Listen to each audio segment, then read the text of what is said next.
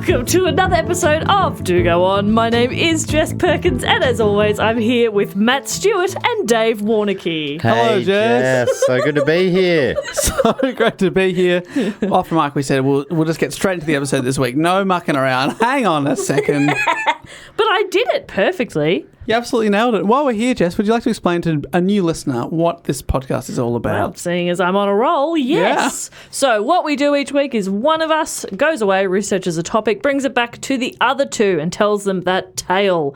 The other two politely listen, sometimes interrupt with questions, queries, or comments.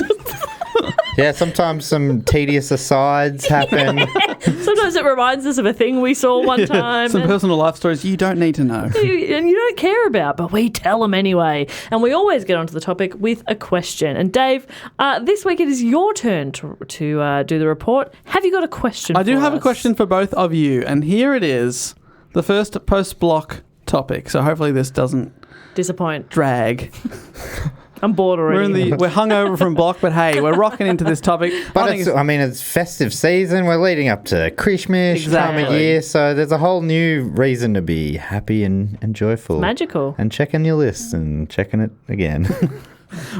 Christmas. Yeah. Well, now we're feeling better. What is the answer to this question? What is made up of the so-called 5 families? Ooh, water, earth, wind, fire, heart. Go Buttman. Did we get it? Yeah, absolutely. Marty with the power of heart/butt. The 5, what was it? Is the 5 families, is that a Mafia thing? It is the New York City Mafia. Ooh, that's exciting. Count them. 1, 2, 3, 4, 5. Heart. Sopranos. I mean, they're South New York, obviously in New Jersey. Yeah, we've got the Altos. The Choir Boys. That's funny. That's do you good get stuff. It? Sopranos. I didn't get it, but Altos. Now I do. That's good stuff, Dave. My topic is specifically on a member of the New York City Mafia, but we will get to him. I'm going to give you a bit of a background. Okay. Are you going to get us killed? Yeah. Don't worry. I'm hopefully talking about people that are long dead. Okay. Hopefully. I think I feel comfortable as someone who is 1/4 Swiss Italian. It'll be nice to learn about my people a little bit more. Mm-hmm. Mm-hmm. Really bumps up the quarter when he needs to. Yeah, when he really picks and my chooses. life is under threat. Our lives. I didn't correct you today because I also need you to be protected by you. I offer you my protection. You get you wake up, a sack gets taken off your head, and you're tied to a chair, and you're in the Italian mafia, and you just go, allora. And they're like, he's one of us. Va bene. A ciao. I don't know if this says anything about me, but I pictured a ball sack taken off his head. A sack's taken off his head. I'm picturing... It's you. It's you I'm talking about. I've teabagged Dave. So the ball sack is removed. And you're sitting there going, va bene. Now you can see. Everything's looking up. 5 families. Yeah, classy start. The American Mafia, or the Italian American Mafia, as it's also known, dates back to the end of the 19th century. Wow. The 5 family crime organizations of New York City, however, were formed in 1931. Oh, good year. Did anything happen in 1931? 1931, fantastic stuff happened in 1931. Yeah, all sorts of stuff was happening. Well, Essendon won a premiership or something. Yeah, the Great Depression was really kicking off, I think. Yeah. Great times all around. It's a good time to be a Prime Minister. Tell you that for sure. I think so. I could be wrong. Jess's... It was in the Depression. Grandpappy. My grandpappy. Your grandpappy was the Prime Minister? In 31, bloody hell. I think so. Anyway, continue. So before 1931, a guy called Salvatore Maranzano instigated the 1930 Castellammarese War in order to seize control of the entire American Mafia. Really had a big play. He went up against a man described by Britannica as New York's crime overlord, Joe Giuseppe Masseria, which is where the name of the war comes from. There was a series of killings that finally stopped when Joe Masseria himself was killed by his own men. Oh. More on that later. Oh. So wait, is he the one who started the war? Or? No, his opponent, Salvatore Maranzano. Oh, wow. So was successful in the end. Yeah, he had a bit of a coup. Jess, fact check on the 1931. I think so. Fantastic. That's the kind of fact checking I like to hear. So when you're on your phone just then, you were just looking at Instagram rather than fact checking. No, I looked it up and then I got distracted, and so, but I'm with you. What's his name again? James Stratton? James Scullin. James Scullin. Fuck, that was close though. Yeah, not bad. James. Dave, please do go on. So I'm trying to paint a picture here. Salvatore Maranzano won the war. He's the one that started it. He won it. And he formed the 5 families, declaring himself to be the capo de tutti capi, or boss of all bosses. Mm-hmm. So the Mafia is made up of... So, because I is the plural of O in Italian, so capo de capi. Oh, thank you so much. Yeah. Va bene. And E is the plural of A. Just letting you know. Now, the Mafia is made up of what are called made men. They're basically the members. Okay. To become made, an associate first must be Italian or of Italian descent and be sponsored by another made man. So, Jess and you and I, we can't be made men. No. But Matt, we're not of Italian you're in with descent. a chance. Yeah. Right. Fantastic. Va bene, va bene. Va bene. Molto bene. Now, an inductee is required to take the Oath of Omerta, the Mafia Code of Silence and Code of Honour. Wow. Basically, you never snitch. Because snitches get a smack on the hand. Yeah. First warning, stop it. Hey, stop. Stop it. That's why they call me Matty Tightlips. I ain't saying nothing. Exactly. See, honestly, you could be made mad. Matt, where were you yesterday? Your lips are so tight, it forms a trumpet-like seal. I want to tell you. We were supposed to meet for coffee. You never turned up. I'm worried about you, man.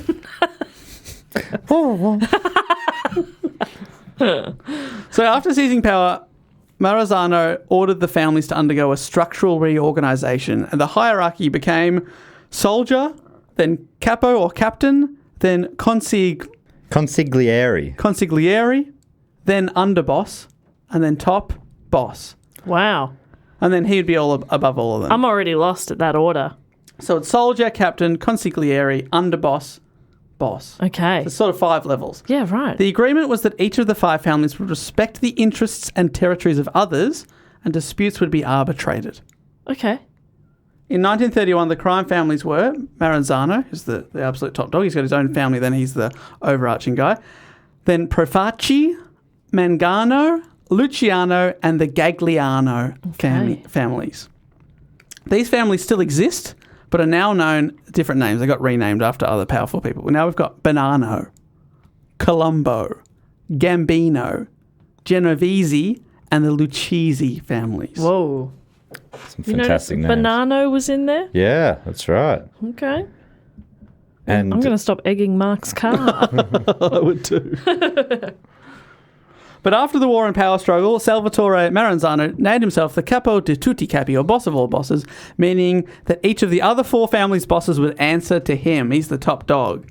And his grip on total power lasted a whopping 4 months. Whoa. Right. So I said, watching Sopranos, I was thinking, what a stressful life. Yeah. It does seem very stressful. Yeah, it's not for me. People are knocking each other off. You'd just be doing everything sort of on edge, you know?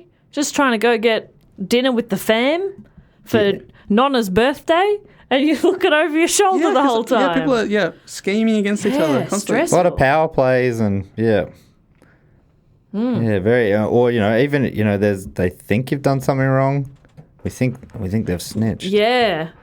And you might get a slap on the wrist, and I wasn't even looking. Ow! That hurt.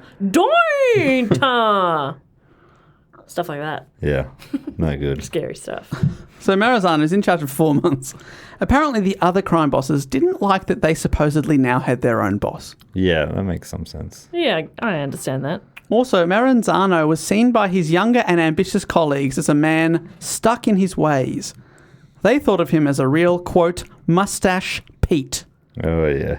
Telling me. Oh, bloody mustache Pete over here. What does that mean? Mustache Pete was a member of the Sicilian Mafia who came to the United States as an adult in the early 20th century. Named so because back then they often had large mustaches. Okay, well that's pretty clever nickname. Yeah, it's not bad. Now, But it's funny because they often had mustaches. So the thing that makes him stand out is the mustache. Yeah. well, the younger members were often called Young Turks, so it was sort of split into these generations. One of these ambitious younger members was Charles Lucky Luciano. Oh, I've heard of him. He's a very famous mobster. That's probably what I've heard of him. Lucky Luciano. I like that. He was one of the 5 bosses. Remember, one of the families is called the Lucianos? Yeah. And by many accounts was a bit of a badass. Ooh. One of these accounts is immortalised by Britannica, and I'll read it to you now. Quote, in October 1929, he became the rare gangster to survive a one-way ride. He was abducted by 4 men in a car, beaten, stabbed repeatedly with an ice pick, had his throat slit from ear to ear, and was left for dead on Staten Island Beach, but survived. What? Whoa. He never named his abductors. Wow. End quote. Nah, that's very good. His name Lucky? I thought it was just because it sounded like Luciano. Yeah. Lucky Luciano. It's No, just a bit of alliteration. he was called Lucky Luciano because apparently for a long time the cops couldn't get him. Right. They get other people around him, but they couldn't. Charges just wouldn't stick to him, and they were like, The fact that his Lucky. throat was cut from ear to ear and survived. Fuck, that's and crazy. stabbed with an ice pick as well, and they just left him out there to bleed to death, and he survived. And after Was that, it the kind of thing where he was stabbed with the ice pick and then they all clear out and he goes and he opens his chest and his Bible has saved him? Yeah. You know, something like that? Yeah, I love when that happens. Or is he wearing an ice pick proof vest? Yeah. You look closer, and he's wearing a necklace of a Bible around his throat. Yeah, and that's cut the sick. cover. Yeah. Damn it! He was also wearing a Bible around his neck. They've just slashed his Bible. Which is disrespectful. Yeah, that's bad luck. He was also the man who lured Joe Masseria to a restaurant to have him killed by his own men. That was the killing that ended the war I mentioned at Right. the start. So he was the one Wow. responsible for that. So at first, him and Maranzano, he was working with Maranzano, but then Maranzano was basically like, "No, I'm the boss now," and he did not like that. Because really, the war was only just beginning. Because Lucky Luciano wasn't happy with the boss of all bosses. So by September 1931. Maranzano, the big boss, realised Lucky Luciano was a threat and hired Vincent Mad Dog Cole, an Irish gangster, to kill him. Isn't that... It's just an interesting world where you're like, if you look like you're going for too much, you're a threat. If you're not going for enough, you look weak. Yeah. So there's like this tiny middle ground that you've got to stay in the whole time Find the to balance. survive. When do you get a break? Ugh, tell you. I know it's work, and obviously you're career motivated, and that's good for you. But I mean, when do you get to just put your feet up? Yeah. Read a book, get a massage. Are there rules chill about out. this, Dave? Yeah, That, what are the rules? like, Do they get annual leave? Yeah, and you get one massage a month. Oh, that's not bad, actually. a kill-free massage. Yeah. Hey, nothing weird. You can relax here. Yeah. That's where relaxation massages, the term came from. Yeah. Because, the first one's where you would be guaranteed not to die. Yeah. And that was relaxing, just that thought. Oh, I'm not Oh going my to die for the God. next 50 minutes. Yeah, that's right. There's not even a masseuse. You're just in a room going, "Oh, Have thank a God. lie down. Yeah. This is nice." Oh, my shoulders feel so much looser. So Mad Dog, Irish gangster's been sent to kill him. However, Tommy Lucchese alerted Luciano that he was marked for death. So on September 10, Maranzano, the boss of all bosses, ordered Luciano and Genovese to come into his office in Manhattan, two of the other crime bosses. Fearing for his own life and convinced that Maranzano planned to use this time to murder him, Lucky Luciano decided to act first. The hunter had become the hunted. Oh, if it bleeds, kill it. Huh? Something like that. Predator? Predator, is that relevant? Haven't seen it. Just know it was quoted to the Brisbane Lions before they beat Essendon. If in it bleeds, 2001. kill it. If you bleed, you can kill it. Yeah. I think it was a real first big step for man moment there. I missed out a key word. Is there also, do they also say the line, "You're one ugly motherfucker"? Oh, that's Another beautiful. Predator line. That's Arnie talking to the Predator. That's got a little bit of a... You might hear that in Sopranos, right? Yeah. You are one ugly motherfucker. I can see that being said there. Sorry if that accent was a bit too full on, but like I say, 1/4 Swiss Italian. Yeah, you're allowed. Take So, that. I mean, I don't know if I have any New York or New Jersey Italian relatives, but I assume I do. Yeah. And I did a pretty thick. That was a pretty thick accent there, wasn't it? That was a bit much, actually. I didn't get what You're saying. one ugly motherfucker. I'm not, sorry if that's too I'm so American. sorry. I'm not actually getting anything you're saying. Too strong. Yeah, it's too Okay. strong, the accent. Let the record show that he did use his hands. I did. Look, we speak with our hands. I'm sorry. No, please don't apologise. I just cannot understand what you're saying. I'm so sorry. So sorry. It's just a bit of a... Me chiamo Matthew. Oh, your name is Matthew. See. Yes. You've gone from the person who couldn't understand to the translator. Very quickly. That was what's funny. I can't understand you when you're speaking English. You speak Italian. I'm like, yeah. Sì. Sta cosa così. Va bene. So, Luciano's David, been called... andiamo. Thank you so much. Is that shut the hell up? No, I would never say that to you in Italian. So Luciano's been called into the big boss's office. He's like, this guy's going to whack me. Instead of going to the office himself, Luciano sent 4 Jewish gangsters who would not be recognised by Maranzano's men. So that's probably why he chose the Irish guy as well, right? Like he, Yeah, because you... outside of their own kind of community. Yeah, they be might like, know. hang on, why is he sending his hitman? Oh, hang on. Yeah. Why is that my enemy's Oh, hey, hitman Greg here? the Hitman Hart. How's it going? Good to see you. Oh, no. So he sent these 4 Jewish gangsters. Disguised as government agents, 2 of the gangsters disarmed Maranzano's bodyguards. The other 2 stabbed the boss multiple times before shooting him dead. Whoa. So like I say, the hunter became the hunted. This is the boss of all bosses. And instead of declaring himself to be capo de tutti I capi, as many expected, lucky Luciano decided to completely abolish the role, believing it created tension and trouble between the families and would make him a target for future ambitious young challengers. Yeah, that makes sense. He's like, I Yeah. took him out, I don't want anyone to take me out. Yeah, he's protecting his own butt there. So he's sort of doing like a triumvirate +2. +2. So instead he set up what's called the commission. What's the Oh. word you just said? Triumvirate plus... Oh, you don't- Triumvirate? Triumvirate. What's that?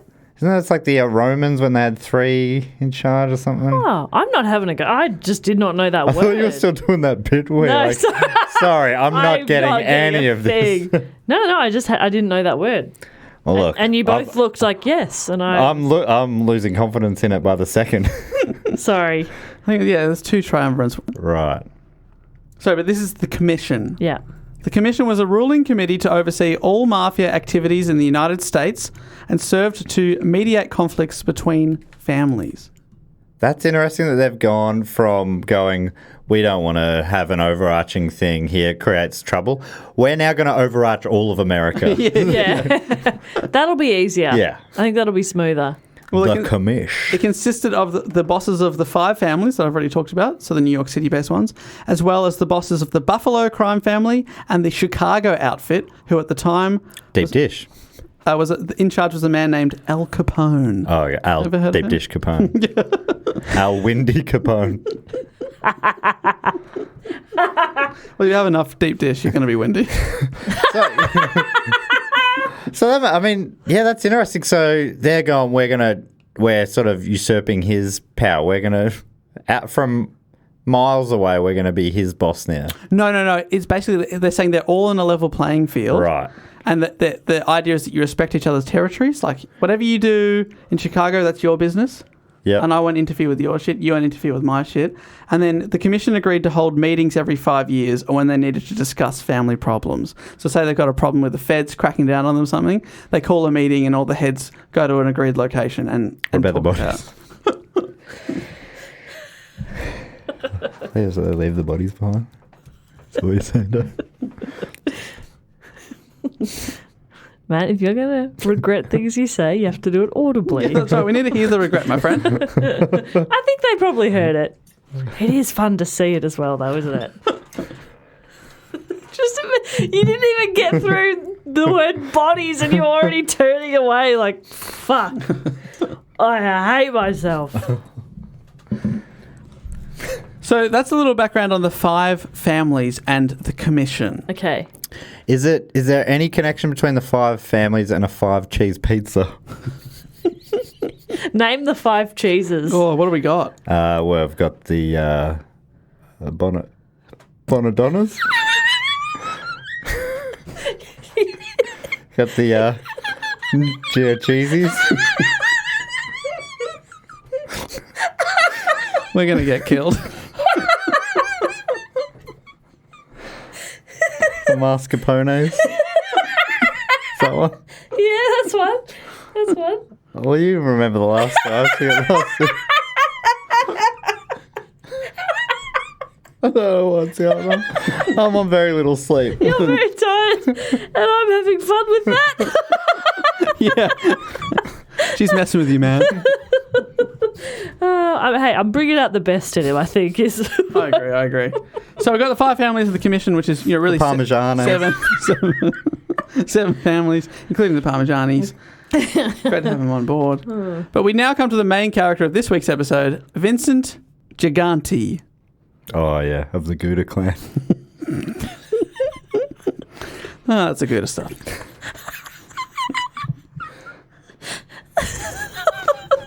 Born in New York City in 1928, throughout his life he would be known as the Chin, or simply Chin. Oh, I love that. The Chin. The Chin, or Chin. Were they picking on him? Did he have a very prominent chin? No, according to Time magazine, Gigante got the nickname Chin from his mother, who would call him Chinzino.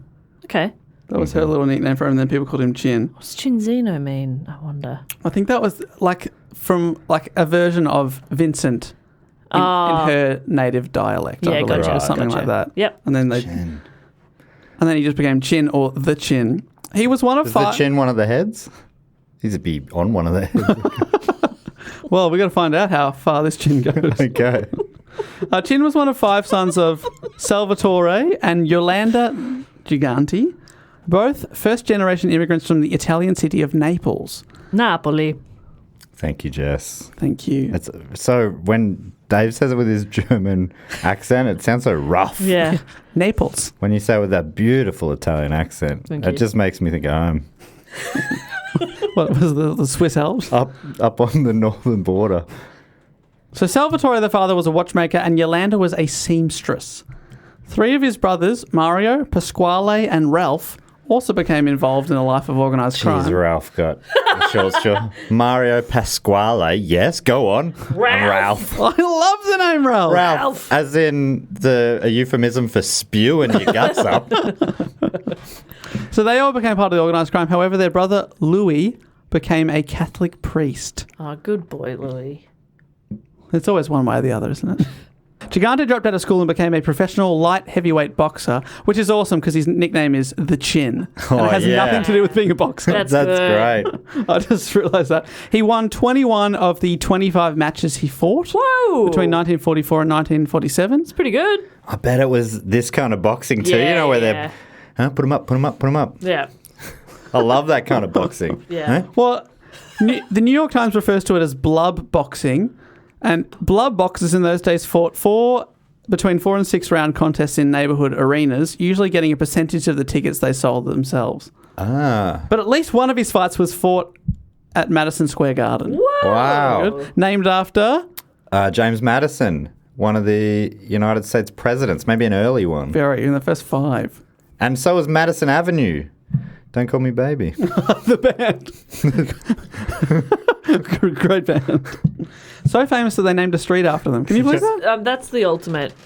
That's the goal for any musician, I think. Having a street named after you. Yeah. Oh, yeah, big time. Jess ACDC Street. Lane in Melbourne.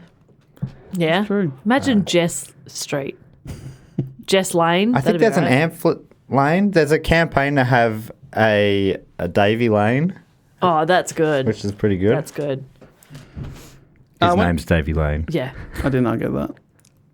from You Are My Davy Lane. guitarist and his other band. Maybe the pictures or the photographs or something. Oh no. When he was a teenager, the Chin became the protege of Vito Genovese, a childhood friend of Lucky Luciano and the guy who they'd later renamed the Genovese crime family after. Oh. The name it is still known as to this day, so he's wow. going to be a big deal. Right, the Genovese family. Gotcha. Yep. Future crime boss Mr. Genovese endeared himself to the Gigante family when Vincent, the Chin, was a boy, when he gave him a loan to pay for surgery that his mother needed. Oh. So Genovese paid for the surgery, but in exchange, he now owes him for life. Between 17 and 25, Gigante was busy ingratiating himself with the family. He was arrested 7 times on an array of charges, receiving stolen goods, possession of an unlicensed handgun, auto theft, arson, and bookmaking. Most of these were dismissed or resolved by fines, and only one arrest resulted in a jail sentence, which was just 60 days for a gambling conviction. When arrested in his early 20s, the Chin listed his occupation as a tailor. Oh, love that. Yeah, I'll tailor your face to my fist. He used to say real badass stuff like that. Yeah, that's very cool. You're going to stitch your fist to my face? Yeah. Huh? And then I'll bring your pants in. I'll make them 3 sizes too small. Huh? Yeah. That'll hurt. You're going to look like an idiot. Yeah, not enough room around your crotch. Yeah, that's right. To be honest, you've always got too much room around your crotch. All right, here we go. All right. You got a small dick. Davy Lane's band was the pictures. Okay, great. Again from the New York Times, former New York City detectives who are assigned to organised crime intelligence units said that Mr. Gigante earned his Mafia spurs as an enforcer in the 1950s. Not surprising for a pretty tough former pro boxer. But now he was a full-time gangster. And what a proud moment when you go full-time. Oh, Yeah, that's it. throw away that old tailoring job. Yeah, you can finally support yourself as a gangster. That's exciting. Tell your boss, piss off. I'm going to be a gangster now. Yeah. All right. Don't cross me. What a gangster move that is. Full gangster. I guess, technically speaking. He also had a very busy personal life. He resided with his family consisting of his wife Olympia and 5 children in New Jersey. Olympia many. is a sick name. Great name. Well, Oh, no. Okay. great. No, I'm excited you're on board because he also maintained his second family at a townhouse in Manhattan with 3 children to his longtime mistress and common-law wife, also named Olympia. Oh, you know what? 2 Olympias. That is actually quite convenient. You Yes. can't say the wrong name. Exactly. ever. In the throes of passion. Yeah, I love you, Olympia. And if one of them makes you get a tattoo of their name, easy, no problem. Not having to explain that to the other one. I'd name the kids the same thing too. Oh, yeah, Oh, that's my clever. goodness. Yeah. So he had 8 kids. Yeah. And he had, Some people just love home life so much. They were on it twice. you know when you're a gangster and you've got so much time, you decide to have a second family. I mean, he's Home already life one so of nice. You got it twice. in New York. That makes a lot of sense. And he's already part of the 5 families. Now he's got a second family. It's Yeah. very confusing. Oh So my many god, families. too many people in this, to be honest. So both named Olympia though. He's got a type, doesn't he? Yeah. ugh. Bloody Olympias, loves them. Both families in the same city. No, one's in New Jersey and one was in Manhattan, so he had a bit of a... So you had barrier. the pike. How do Is you that a explain thing? that? How do you explain that? Yeah. Away every second day on business. Yeah. I feel like that they knew about each other. Okay. I don't think it was fully secret. Not you didn't say secret second family. Yeah, he didn't. Sort of like the Simon Says game. If you don't say secret, Yeah, that's right. It was then just, you don't have to do what it's he just says. legit a second family. Yeah. Just got a couple of families. They're my common law wife, and this is my law wife. Both called Olympia. Yeah. Super easy. Have you caught up yet? I'm not going to go over it again. God, it's so boring because it's just so normal to me. I've got 2 wives named Olympia in different cities. Whatever. Ah. Any genuinely interesting questions? Yeah, God. Why don't you ask my favourite colour or something? Oh my God, come on. Might surprise you. It's green. I'm a full-time gangster. Can we talk about that? Yeah. That's pretty interesting. I've gone full time. I'm not full-time. Hey, I'm making it on my own. How many I've full time gangsters you I've know? got like 3 guns. You're not that interested in it if the guns know about each other. Yeah, that's right. They're also God. named Olympia. They're all named Olympia. I named my daughter's Olympia and my son's Olympio. Okay? It's easier that way. And my dog's Olympia and my cat's Olympio. It's easier that way. Easy. Well, sadly, in 1936, Lucky Luciano's luck ran out when he was convicted of running a prostitution ring and sentenced to 30 to 50 years in state prison. He attempted to rule his crime family from in prison with the help of Costello and Meyer Lansky, but found it too difficult. Before this, he had been the most powerful mafia don in the country, possibly ever up until that point. Wow. He was even named by Time magazine as one of the most influential people of the 20th century. Wow. Gangster of the Year. They do a cover every year. Yeah, Gangster of the Year. No, like the most influential people of the entire 20th century. Wow. People like Gandhi and US presidents, Muhammad Ali, all these people that are so iconic. And that's how I actually got onto this topic, having a bit of a goog. Right. Dave, Do we like don't need to know what you're talking about a pill. You're doing Yeah. X. Oh, I thought he was wanking. Oh, so, Having a bit of a I'm goog. such a nerd, I read history lists. But has anyone ever called ecstasy a goog before? Have I made that up? I think it's going to catch on. Great. That's all I want. I like it. anyone with a finger on the pulse, it's you, my friend. The drug underground culture? Yeah, that I'm a part of. Yeah. Yeah, I get it. Yeah, I've been Googling for years. Yeah, I dropped one before. I goog every day. But all good things must come to an end, even being the most powerful Don. With Luciano's imprisonment, Genovese became acting boss of the Luciano crime family. But then in 1937, Genovese himself was indicted for a 1934 murder and decided to flee to Italy to avoid prosecution. Lucky Luciano, who's still in prison, he's lost his backup guy. He appointed Frank Costello to be his acting boss. That's a great name. Set your watch to that name. Great. And Costello became the full-time boss when Lucky Luciano was deported to Italy. Costello's nickname was the Prime Minister of the Underworld. That's wordy. Yeah, it's too much. I like it. I like it. Don't get me wrong. And he held on to this role as head of the family until 1957, so he was top dog for over 20 years. I just had this thought, and I don't know if you've connected these two at all, Dave, but just this topic a few weeks ago, the mystery of the murder in room 1046 or 47. No, that's right. There was a mysterious Don. This happened in 1935, I think. Yeah. So Oh. one of these Dons could have been the Don. Could have been the Don. Yeah, absolutely. That was definitely a theory that it was mafia related. Interesting. Imagine if it gets solved. Which always happens when we do. Just waiting for the email. Yeah. Hey guys, I thought you might want to see this. Just get tagged in a lot of stuff on Twitter. I'm like, there it is. Holy shit, yeah, I love those days. Yeah, I'm it's like, a good day. Do we do it again? Yeah. Do we somehow... Are we magic? It's exciting to think we're magic. So the Prime Minister of the Underworld, Costello, was in charge until 1957. But that was the year that Vito Genovese decided to take him on and reclaim the top job that he'd been briefly given 20 years earlier before having to flee to Italy. Genovese had been biding this whole time in the wings, waiting to take over. And to make his dream a reality, he turned to his young protege, a certain former boxer named Vincent Chin Gigante. Oh, the Chin. Remember when Chin was growing up, he lent him money to save his mother's life? And I don't know if it went like this, but I imagine it was... look, I'll do you a favour, but there may be... One day, I may come to you. Time, yeah. And he's come. And he's saying that to it like an 8-year-old. Yeah. Hey, I'm gonna come get you. I'm gonna get you, and I'm gonna... Okay, mister. All right, okay. Just want my mummy to be fixed. Oh, yeah, I'm gonna fix your mummy, all right. And you might have to fix me one day.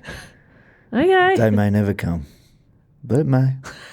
This kid's like, this guy's weird. Yeah. What are you talking Can I about? go play with my trucks now? Yeah, I'm bored. 25 years later, though, that day came. Because on May 2nd, 1957, Frank Costello, the Prime Minister of the Underworld, the leader of the Luciano family, went out for dinner with his wife and some friends.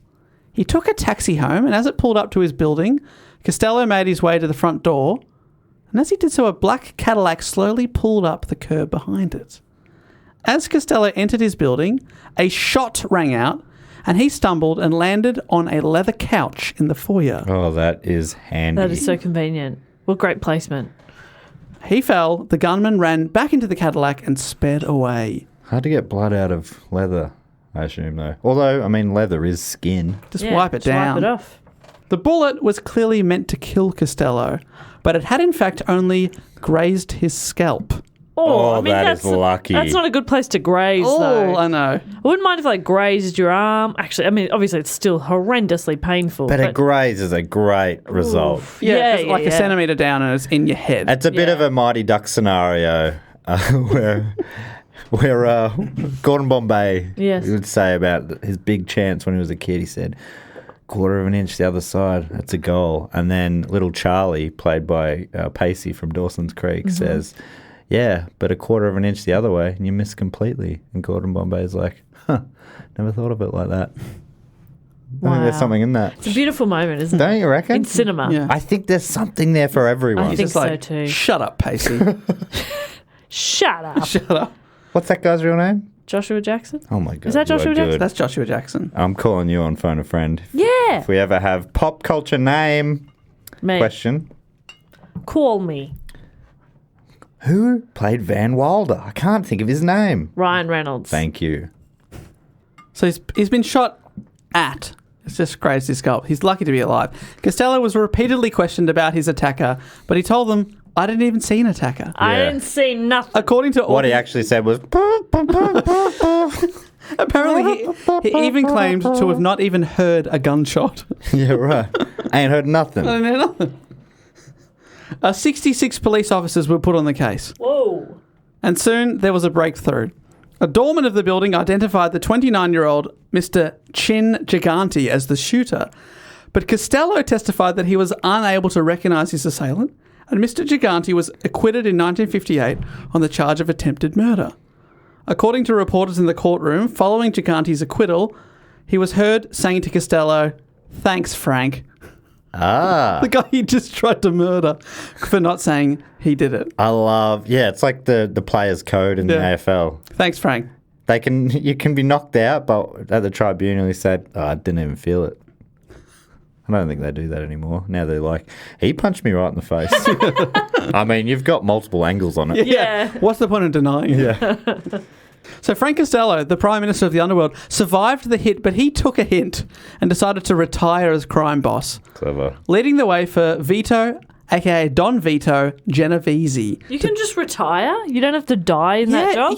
A lot of these people decide I'm a bit old for it, and then they retire. That's great. Yeah, Is there some sort of there's- pension involved? I think Like prime ministers, there's like I think surely, yeah, they're probably...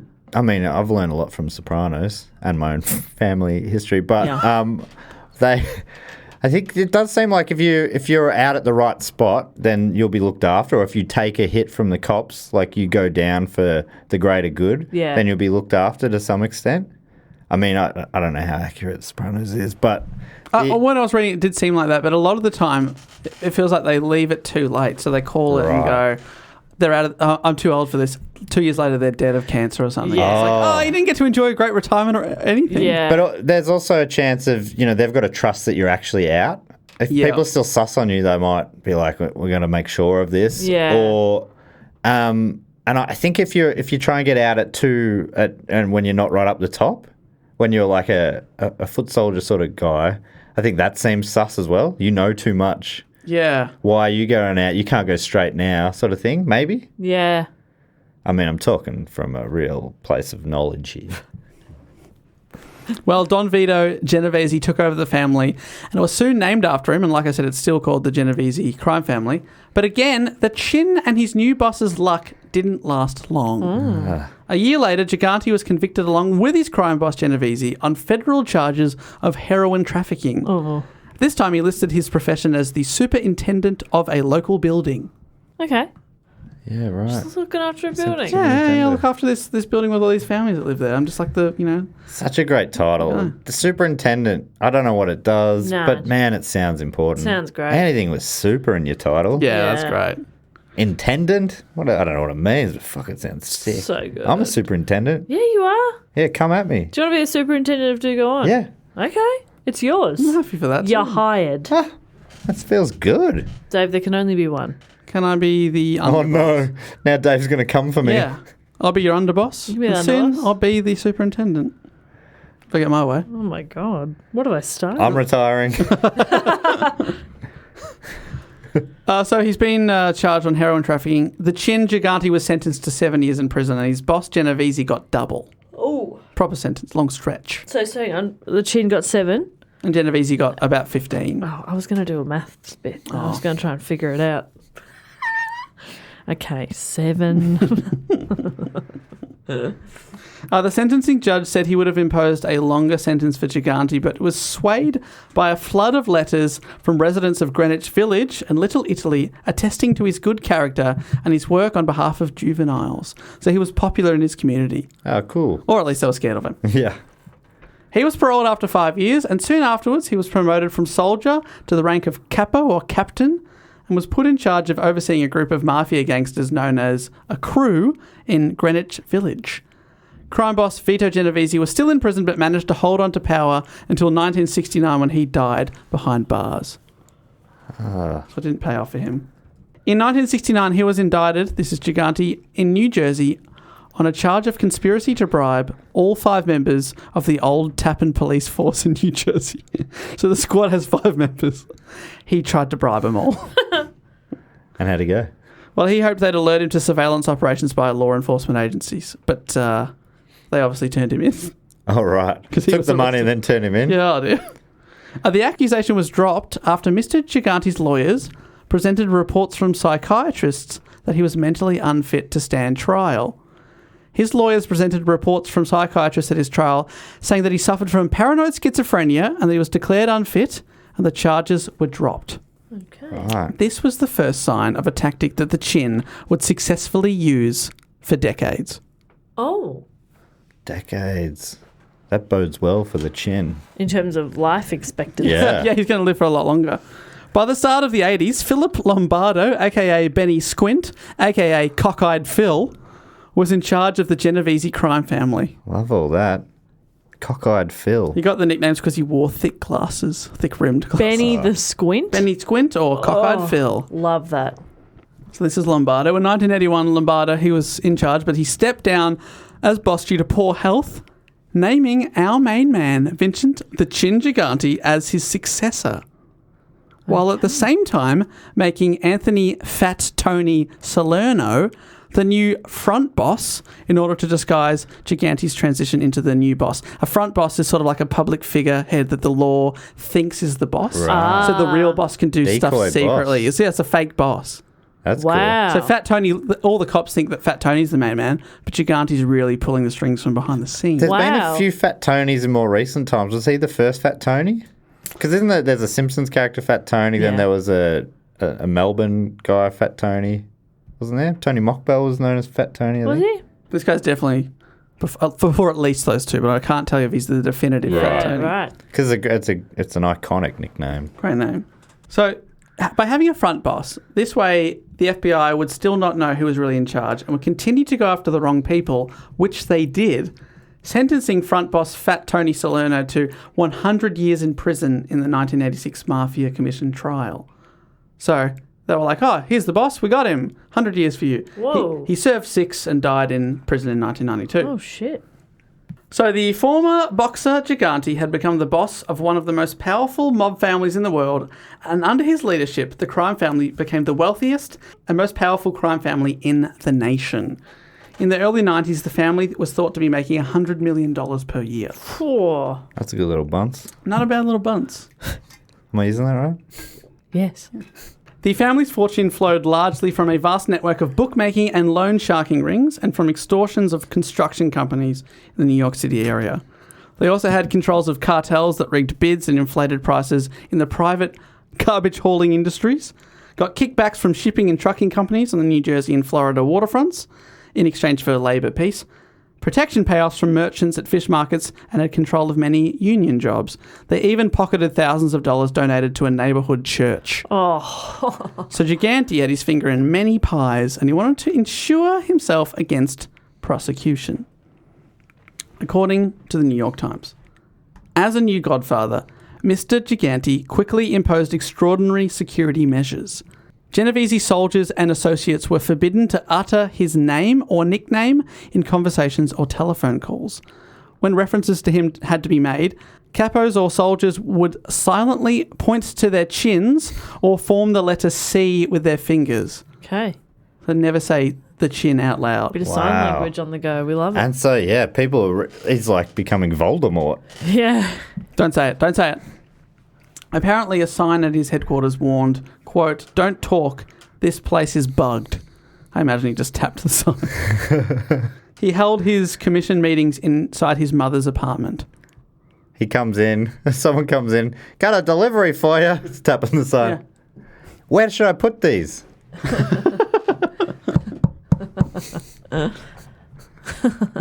Okay. Should So just put him here? Put him here, or are you going to sign for him, or... Jeez, mister, I'm just trying to do my job. Why do you keep pointing to your chin? Gun goes off. Gun rings out. As I mentioned earlier, in the late 60s, he avoided conviction by getting his lawyers to claim he was mentally unfit for trial. As another form of protection, because he's quite paranoid, Gigante stepped it up once he became a godfather. He wanted to appear to be mentally unwell, so if he was ever arrested, he would be able to counter the charges by doctors and lawyers, saying there's no way he's fit to stand trial, and also there's no way he committed the crimes you're saying. How could this man be a ruthless gang leader? So, he started shuffling around the Greenwich Village neighbourhood in pyjamas, a dressing gown and slippers, mumbling to himself to create a public character of a disturbed but harmless man. He would often be seen by locals talking to parking meters or just pissing in the street. This is the chin. This is the chin. So he'd just shuffle around, wearing a dressing gown, slippers, wandering around, talking to things so people would see him and go, oh, He's a harmless... He's a harmless man. Just, Yeah. You know, we all know that guy. Really committing to the bit. Is he older by this stage? He's older, but not super Not old, You know, like yeah. 50s. Yeah, okay. There's a guy in Sopranos where I'm up to at the moment who's doing this, but I don't think he's pretending. But he's like one of the bosses going around in his dressing gown. That's definitely based on this guy. I've noticed a lot of things that feel like they've found it. And that guy also has, this is a different guy, but has thick rimmed glasses. Like Benny Squint. Yeah, exactly. He's a real composite kind of character. So, yeah, he just wandered around in the dressing gown, creating this character. If a cop or prosecutor was near, he would slobber, waggle his head, and talk to himself. A subpoena served in the mid-'80s found him in his shower, naked with an umbrella over his head. So he just came up with these, like, characters to make himself look unwell. Wow. The New York Times break down an average day for the Chin. They write, most days in the early evening, Mr. Gigante, a hulking man about 6 feet tall and weighing 200 pounds, would emerge from his mother's walk-up apartment building on Sullivan Street in Greenwich Village, sometimes dressed in a bathrobe and pyjamas, and sometimes wearing a windbreaker and shabby trousers, and always accompanied by one or two bodyguards. He would gingerly cross the street to the Triangle Civic Improvement Association, a dingy storefront club that served as his headquarters. Inside, he would hold whispered conversations with men who agents said were his trusted confidants. This was another thing he did. He only whispered when talking about business, so that it was hard for anyone wearing a wire to record what he was saying. Right. He also avoided the phone because it was probably tapped, and never let his house be unoccupied for fear of the FBI planting bugging equipment. So he always had a family member at home. He's actually a genius. Yeah, it's amazing. Yeah, the detail he's going to just to to avoid. It's like he's always one step ahead. That's how it feels. Back to his daily movements. After midnight, according to FBI surveillance reports, he would be driven to a townhouse near Park Avenue on East 77th Street that was owned by Olympia Esposito, who's the second Olympia. FBI agents who in 1986 observed the townhouse from a nearby rooftop post said that soon after arriving, Mr. Gigante would change into more elegant clothes, carry on conversations with associates, and read or watch television before retiring. About 9 or 10 the next morning, he would reappear in his shabby downtown clothes and be driven back to Sullivan Street or a nearby apartment occupied by his relatives. So that was his routine. It's, like, is it worth it? Because, I mean, all of this is so he can help, run a business and earn a lot of money. But he's spending so much of his time being, pretending to be someone else. And he starts living this character. Yeah, so it's like, when's it stop being worth it? But you also said the cops are watching him do this, so they're aware that now that he's... Yeah, they're trying to put a case together against So it's not even necessarily working anymore. So he's just spending all this time... But then they've got to prove it. Right. And his dressing gown plan was really put to the test when in 1990, Gigante was indicted on federal charges that he and 14 other dependents had rigged bids to extort payoffs from contracts to install windows with a New York City housing authority. Apparently, installation companies were required to make union payoffs between $1 and $2 for each window they installed. So they were like, yeah, we'll let you install these windows, but you've got to give us a cut, even though they had nothing to do with the installation. Right. Cut in the middleman. Yeah, so they make themselves the middleman, and that's illegal, so finally they got him on something. At his arraignment, Gigante rocked up to court wearing pyjamas. Okay. And it's got to be said that his appearance and reputation started to pay off. He was tried separately from the others whilst the court attempted to establish if he was mentally fit to stand trial. This part of the trial lasted 7 years. Whoa. What? So whilst the other people are probably found guilty and sent to jail, they still have to prove that he's able to go to stand on trial, and that part takes 7 years. And in the meantime, he gets to live his life. 7 years? 7 years. Wow. He would appear at court, be escorted in by bodyguards and family members who basically look like they're holding him up. There's like TV vision of this. And every time he's wearing pajamas or a dressing gown, hired teams of psychiatrists would dutifully report that Gigante suffered from paranoid schizophrenia, dementia and Alzheimer's disease, giving credit to the ruse. They also said he had a low IQ of 70 and he wouldn't be capable of the complex plots that he's been accused of. They're like, no, look at this man. There's no way he's this scary crime boss. Wow. The New York Times writes, at sanity hearings in March 1996, this is 6 years in, oh my God, Mr. Gravano of the Gambino family and Alphonse Diaco, who's the former acting boss of the Lucchese crime family, testified, breaking that code, that Mr. Gigante was lucid at top-level Mafia meetings. Ooh. And that he had told other gangsters that his eccentric behaviour was just a pretense. Wow. So he's Whoa. a snitch. So the family would, like the families come together, that commission, and Yeah. I imagine they'd be like, I've heard that you're wandering around in a dressing gown. Should we be worried? And he's like, oh, no. I just pretend to do that. Yeah. They're like, oh, okay. But then, surely part of that would be you don't go tell a court. Yeah. Yes. So they've broken that They're code. fucked. Really broken it. But Gigante's lawyers were prepared.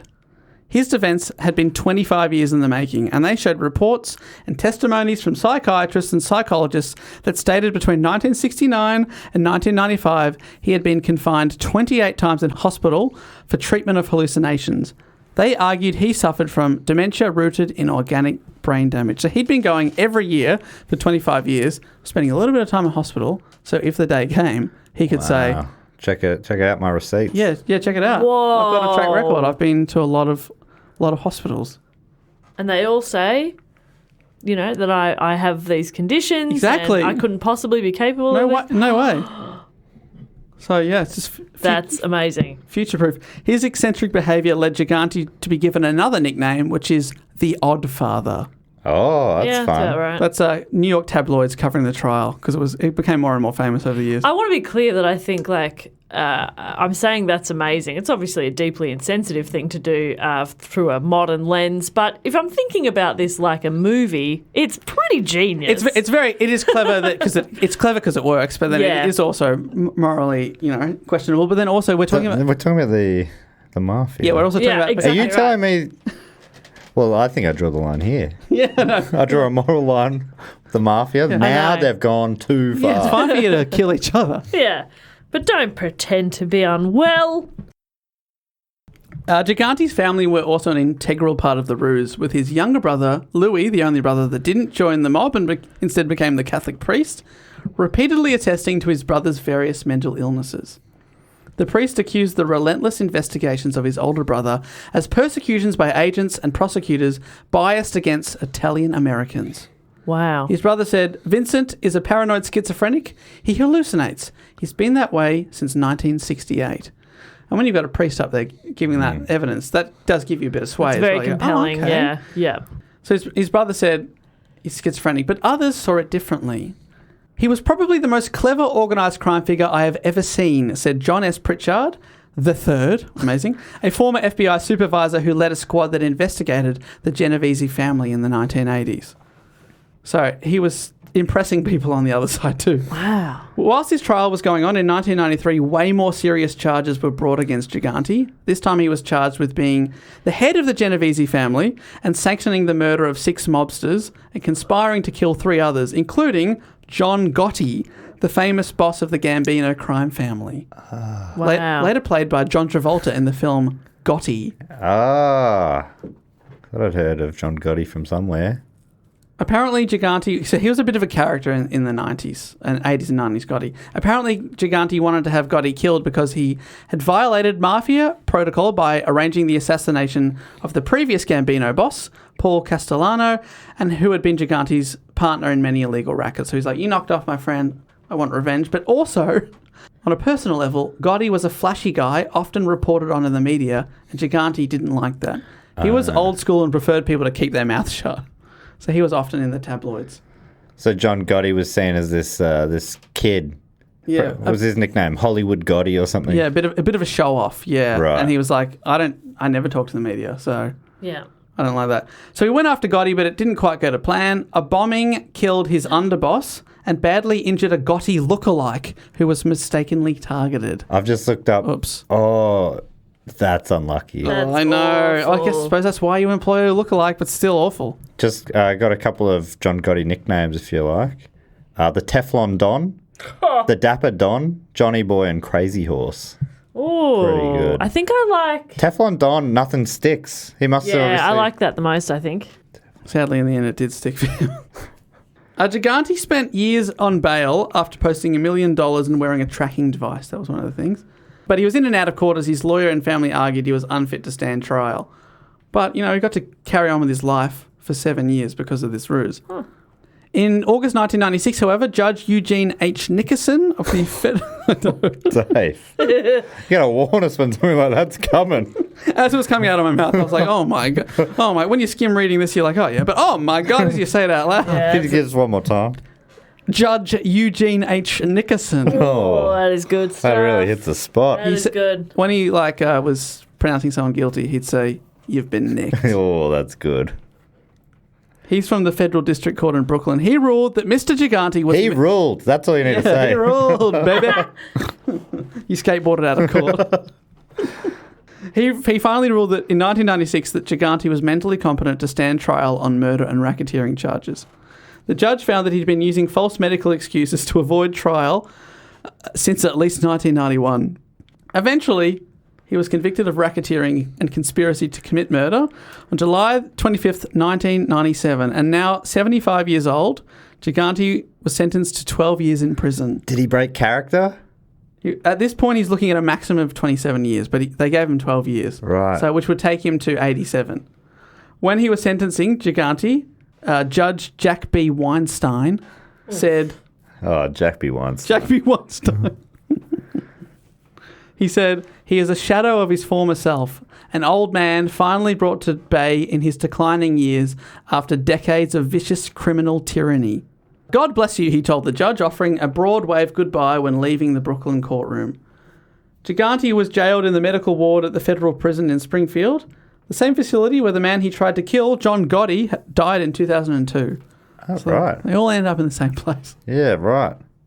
But did he continue to say that he was... Yes, well, he continued to run the family from behind bars until 2003. Wow. When Gigante finally admitted his long con Whoa. and pleaded guilty to obstruction of justice, acknowledging that he'd run a con on the legal system between 1990 and 1997 whilst his sanity was examined. So he admitted it Wow. finally. Wow. He'd been faking it since 1969. Why did he admit it? Oh, the Summer of Love. Why did he admit it?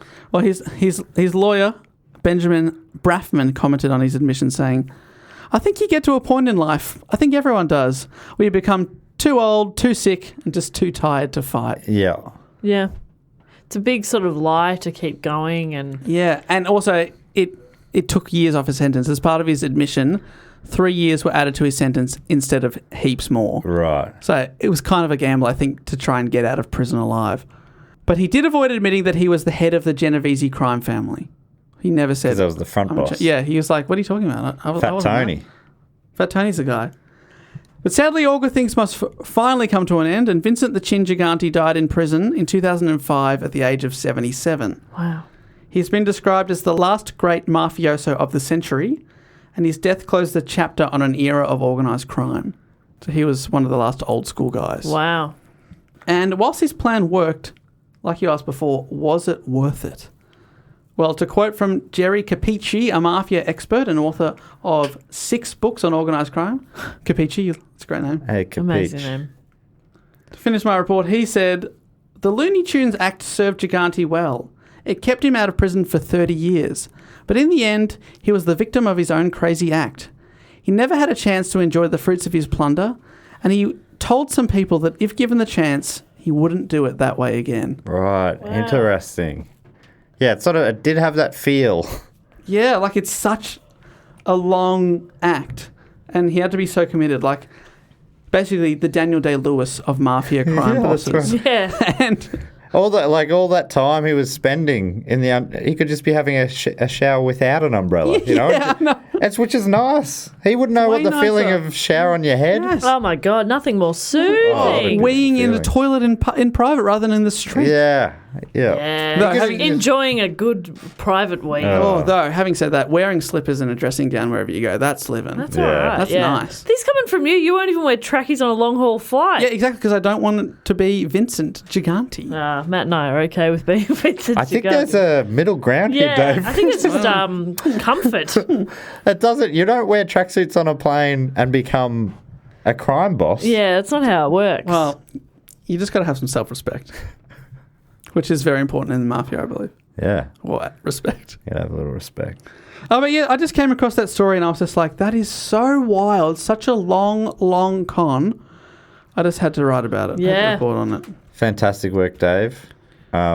Yeah, it's really fascinating because I knew the 5 families, but I didn't. I knew- know I- yeah, all I of knew that. nothing I about- really didn't know any of that. I didn't know any of that backstory, and the fact that Lucky Luciano was so famous and powerful that even people that I've heard more about, like Al Capone, that he wasn't the guy. Lucky Luciano apparently modernized the Mafia to the point that the time were like, yeah, he's one of the most 100 important people of the last century. Amazing. Blew my mind. Oh, well, great work, Dave. And yeah, that was a one you found yourself. I think next week you'll be back, or your next report will be back on the vote. Yes, I'm going to be voted for. So the people that support us on Patreon get to vote for 2 out of 3 topics, which we did a big vote for block instead for a while, but the votes week to week will be coming back as of, I imagine, this week. Mm-hmm. That's right. So, that's one of the many things you can do if you support us on the show, which I'll tell you about now on everyone's favourite section of the show, where we do thank our great supporters. If you want to get involved in that, you can go to patreon.com/dogoonpod or dogoonpod.com. And there's a bunch of different levels you can get. What are some of the rewards you can get, Bopper? You can get a newsletter that's infrequent. You can get early access tickets to shows, 3 bonus episodes per month. One of those is our Brendan Fraser filmography podcast, Phrasing the Bar. That's right. And one of the other things you can get if you sign up on the Sydney Scheinberg level is you get to give us a fact, a quote, or a question. And this section of the show has a little jingle. I think it goes something like this. Fact, quote, or question, brag or suggestion. He always remembers the ding. And on this one, you get to give us a fact, a quote, or a question, or brag or suggestion. And you also get to give yourself a title or a nickname.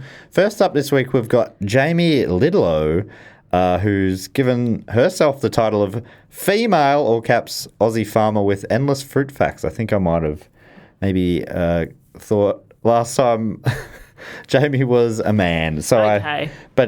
we have talked over the Patreon chat. So I think that's very fun stuff. I'm so sorry. I didn't. Female. She wasn't offended or hurt. Okay.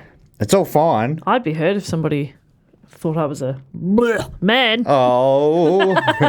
I'm sorry, you're just all trash. So Jamie has... I think I also called her Jammy last time.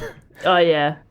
So she's helped me out with the pronunciation of her name as well. Thank you so much, Jamie. And Jamie's offered us a fact, which is, this infuriated me when I learned this, but if you go to the shop and pick out 5 Pink Lady apples, it is likely that you'll get multiple different varieties of apple in there. What? Pink Lady is not a variety of apple, but only a trademark name that everyone will know.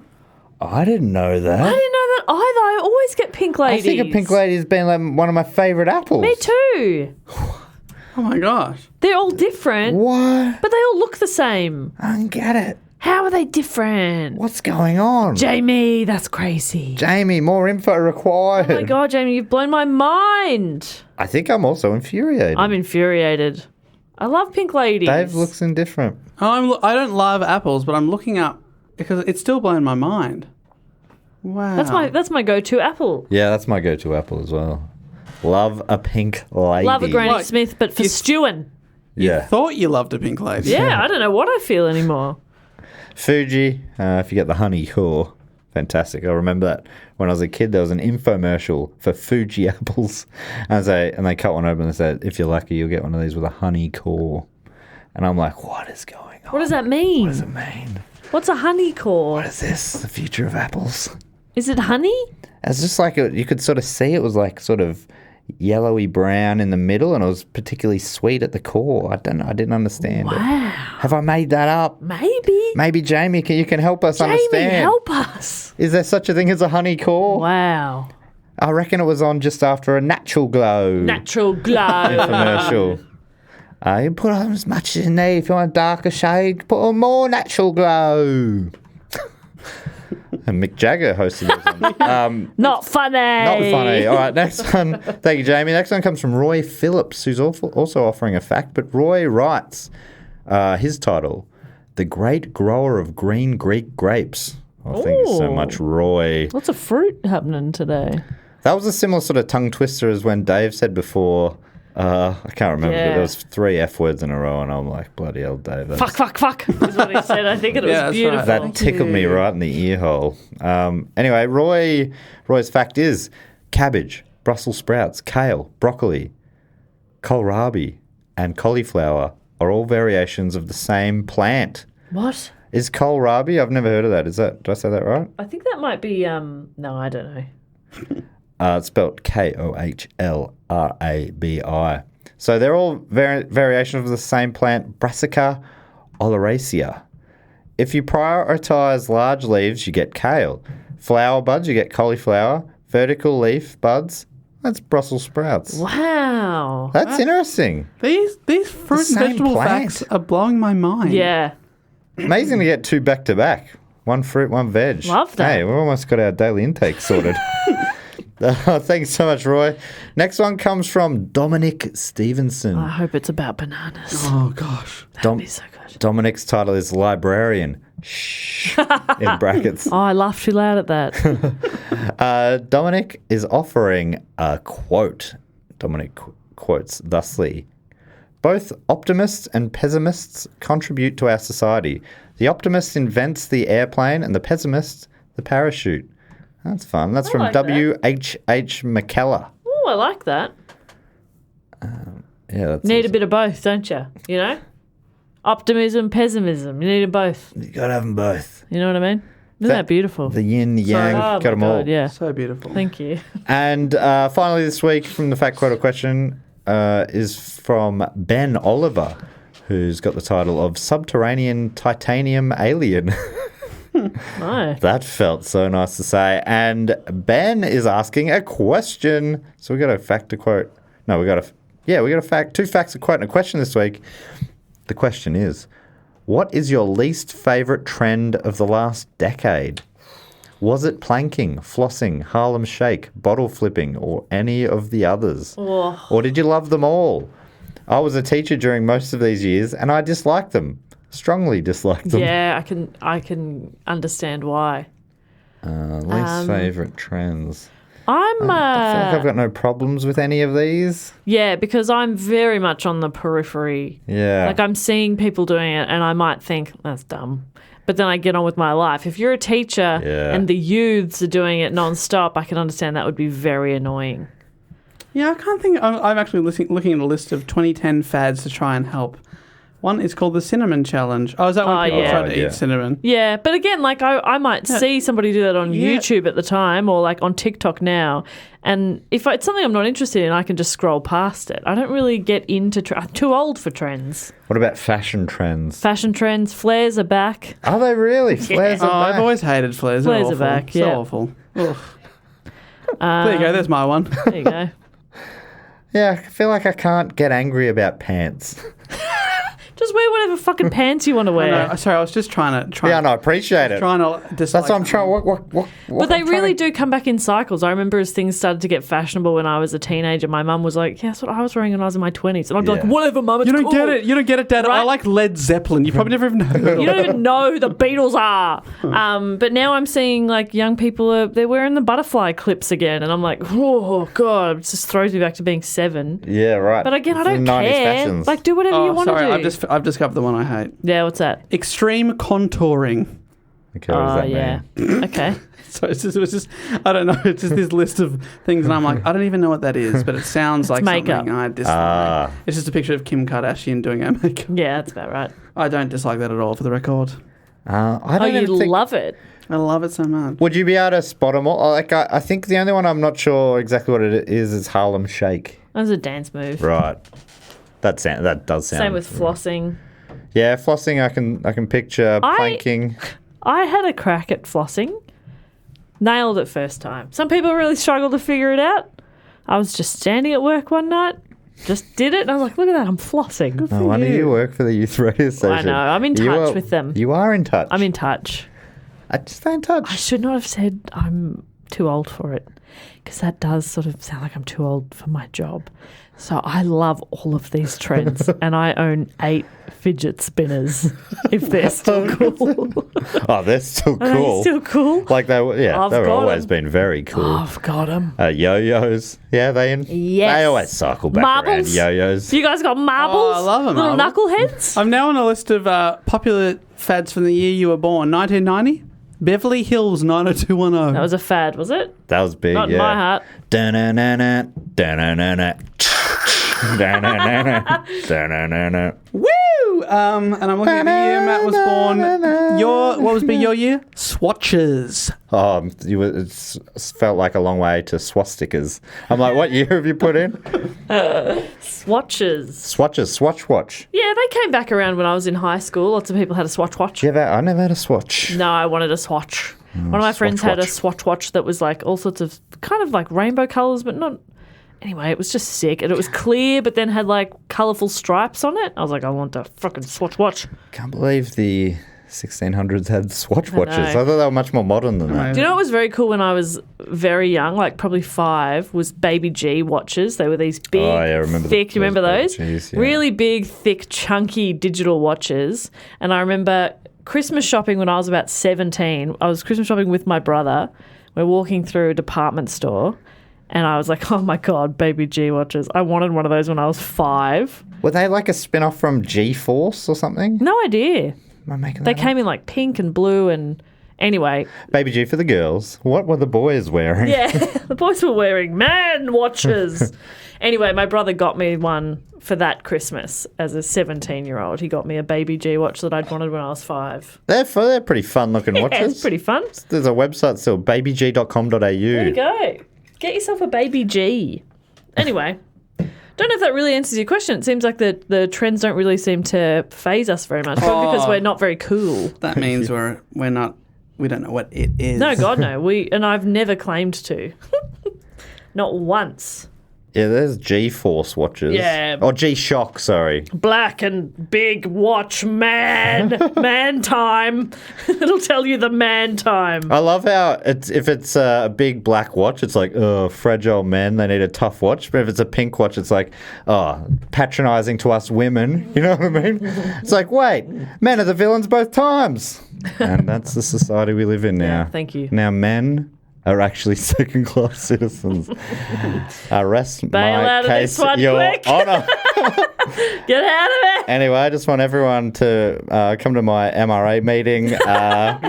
We hold them online every Saturday night. It's normally just me. But Just waiting for other people to join. So the other thing we like to do is thank a few of our great supporters who support us on the shout-out level or above, which I believe is the Arse Prod level. Jess, you normally come up with a bit of a game based on the topic at hand? Yeah, I'm thinking, I don't know. I was thinking of like where their mob family is located, but other than where they are from. Yeah, that makes sense. Could give him a nickname. A nickname is much better, yes. Yeah, that's Let's fun. do Like that. a mobby Like nickname. Fat Tony, we had. I do just want to say though, Dave, you really swung in there and took my thing. So, Sorry. but it is much better. So I'm torn here. I don't know what to do. I guess we'll go for it. I'm not happy about it, and there's going to be a horse head in your bed tonight. Oh, no. I would also like to say on the record that You want a horse head? much respect for what the 5 families have done. Yep. for New York City and, America in general. Yeah, I love them. Can I start? Yeah. Or did you want to go? No, I mean, I go first every time, but I'd love for you to go first this time. You go. Take that pressure off my neck. Well, I also did the intro of this episode, so 6 years in, I'm finally taken over. 6 years in, having that 7-year itch. Okay, firstly, from Albuquerque, New Mexico. That's got to be one of the great names. It's incredible. Should have turned left at Albuquerque's. That's a Bugs Bunnyism, isn't it? I would love to thank Kayla Marvin. Oh, Kayla. The Martian. The Martian Marvin. From Albuquerque. That just makes sense to me. The Martian from Albuquerque is pretty good. Yeah. Kayla, the Martian. Because she's out of this world. Is that something? Yeah, that's great. I'm hot and I'm tired and I'm losing my mind a little bit. So I think that's fantastic. Okay. Thank you, Kayla the Martian. I would also love to thank from Kensington in Victoria, Holly Griffiths. Holly Griffiths, the gorilla. Ooh, that's good. That's great. Holly the gorilla Griffiths. Yeah, because Holly takes no shit. Yeah. If you fuck with her, she's going to fuck you right back. Oh, gorilla. She'll beat her chest Yeah. and beat you Yes. to a pulp. And you will not fare well. Like that. Does not, Yeah, I've watched. I don't think that sounds. No, you haven't seen enough gorillas. I've watched it on the other okay. podcast, Primates. A lot of it is just watching gorillas. That's nice. Sound like a perv. Thank you, Holly. I would also love to thank from Meridian in, I want to say, Idaho. Oh, Spud Club country. Is it Idaho? I Surely, reckon. right? Yeah, there's Indiana, Idaho, Iowa. Are they the 3 I's? Meridian ID. I reckon Dave's it's got to be Googling. Idaho. Please, Jess. I'd put please money be on. right. If we were on Who Wants to Be a Millionaire, I'd lock that in, Eddie. Would you? Well, you just won $1 million. Yes! Well, from Meridian, Idaho, I would love to thank Travis Berger. Oh, the grave digger. Love that. Great. Travis the grave digger burger. Love that. Is that his job? He just literally digs the graves. I was sure you were going to go with Whopper, but Gravedigger is way more badass. Imagine your nickname being Whopper. Whopper. Here comes Whopper. Oh, yeah, Whopper's a bumbling fool, but the grave digger is like a fucking like, quiet badass. Yeah. He ain't saying nothing. Would it be okay, Dave, if I go next? I love it. Well, firstly, I'd love to thank from Glasgow in Scotland, Great Britain, Lewis. No surname. I love a bit of mysterious. The Glasgow Kiss. That's the Glasgow Smoocher. Yeah. Just the Smoocher. The Smoocher. Oh, Smooch is here. Louis the Smooch. Louis the Smooch. Oh my God. I think we got it. Matt, I have to give you one of these. That's fucking That is great. brilliant. That's fucking great. We did it. Yes! Comes in, gives you a Glasgow Smooch. Good night. Yeah, no. You're dead. This next one is fantastic, and it feels like already really giving themselves a nickname from Berkhamsted in Great Britain. It's Crumbly Biscuit. Crumbly Biscuit. The Bicky. The Bicky. How about the Bicky? Crumbly the Bicky biscuit. Yeah, funnily enough, named after pens. Yeah. That's just a coincidence. Oh, you call biscuits Bickies. Oh, okay. Oh, that's cute then, isn't it? What a world. Crumbly Biscuit. That's so good. Thank you very much, Crumbly Biscuit. And finally from me, I'd love to thank from Amsterdam in the Netherlands, Jessica Klaassen. Ooh, Jessica Klaassen. Jessica. The teacher. Teacher. Yeah, Yes! the teacher. That's good. Jessica the teacher. The teach. There's something about Teacher? that. Yeah. The teacher. Or the prof. Professor? Yeah. Jessica the Professor Klaassen. Yeah, I think Professor's pretty good. Yeah, that's good. She'll school you. Yeah. In hell! Dan Howe. They said. She goes around, wherever she goes, someone like Slash or someone's following her around. So everything she says, there's a little lick on the guitar. I'm like, wow. Oh, that's good. I would love to thank from Sebastopol here in Victoria, Narelle O'Connor. Narelle The Knockers. O'Connor. That would have been a nickname.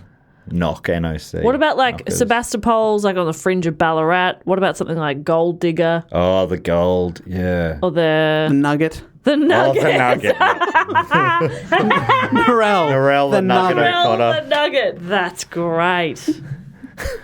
Don't fuck with the nug. Oh my God, the Nugget's here. Fuck. Yeah. Clean up. Clean up the house. Yeah. They don't like mess. The Nugget's going to fuck you up. Don't call the Nugget. Norell O'Connor. Fantastic name. Great name. Thank you, Narelle. Thanks, Nugget. And I would love to thank from Auckland over in New Zealand, Evan Lansdowne. Evan Lansdowne. Cloud, Oh, Evan the Cloud Lansdowne. Yeah. you know, because he'll appear above you and piss on you. Yeah. Rain down fury. Yeah, that's right. I'll make it rain pain. Yeah, that's good. Yeah, that's good. The Cloud. You guys were going for like metaphorically, like he'll rain pain on you. I'm saying he's going to piss on people. And he's going to literally float He above. literally whips it He out can and pisses. fly. At first you'll be like, oh, is it raining? No, you're getting pissed on. Don't piss on my head and tell me it's raining. That's where the saying comes from. Yeah. It comes from Evan Lansdowne. Slowly it morphed into don't piss on my leg and tell me it's raining, but it did start out as on my head. That's funny. And finally, I would like to thank from Poughkeepsie in New York. Wonder if he's anywhere near the 5 crime families. William Yargo. Oh, Yargo. Oh, The yeah. parrot. Oh. William. Is that the Lion King parrot, Iago? No. The Aladdin. Aladdin. Jeez, they've used that parrot enough, haven't they? Yes. Different kind of bird, probably. Different birds. Sorry. William, the Sorry, parrot. Walt. The parrot Yargo. Oh, that's good. What if it's Jago? It could be Jago. Still, the parrot's great.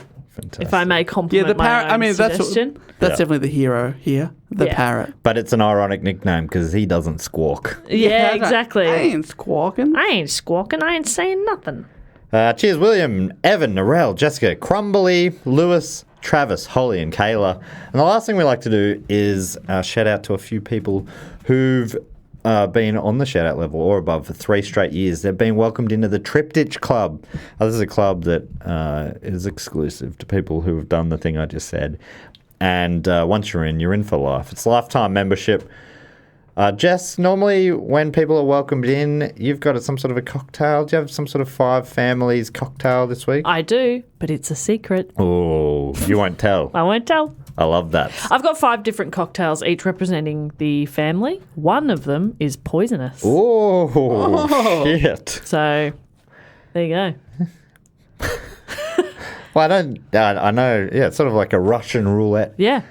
cocktail Gotta service. choose wisely. Dave, you normally book a band as well. You're never going to believe this. Oh my God, what's happened? I obviously booked this months in advance. I have accidentally booked on this date La Mafia, the 5-time Grammy Award-winning musical group playing Latin music based in Houston, Texas. Wow. Wow, that is vaguely relevant based on the name mainly. Yeah. But Houston, that feels to me like a cover. But Yeah. Am I right, Dave? That's where they fled. Yeah. Yeah. Oh, yeah. We're playing Latin music Yeah. in Houston. Yeah. We know what lies. you're playing. Great to You're have. playing Dean Martin covers in the heart of New York City.